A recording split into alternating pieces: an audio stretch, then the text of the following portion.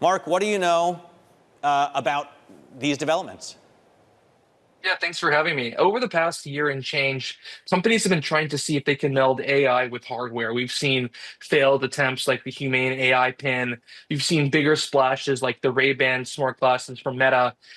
And what these have in common is they have cameras and microphones. And why do you need cameras and microphones? Because to really take advantage of the AI, you need to have a solid understanding of your surrounding environment.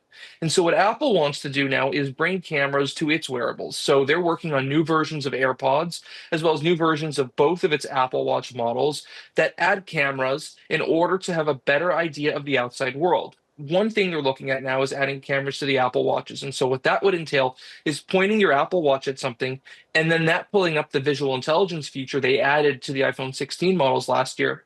You can basically scan a poster, scan a plant, scan anything, and it'll tell you what it is using ChatGPT or Google search. And so the idea here is for Apple to eventually convert its models to have that capability to do that instead of OpenAI and Google. But the bigger picture here is adding cameras to as many devices as possible in order to get people to upgrade, but mostly in order to tap into its artificial intelligence offerings. Hey, Mark, I use ChatGPT a lot, and I talk to it. It talks to me. It's pretty helpful, fun conversations. I try that with Siri, and it just doesn't work as well. When are they going to make real advances with their AI assistant?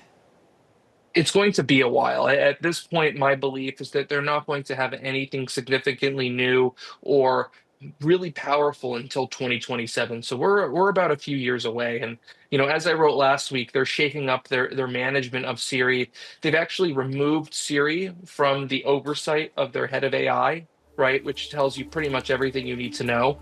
And they've moved that into their software engineering organization, and they put the guy who created the Vision Pro in charge of it.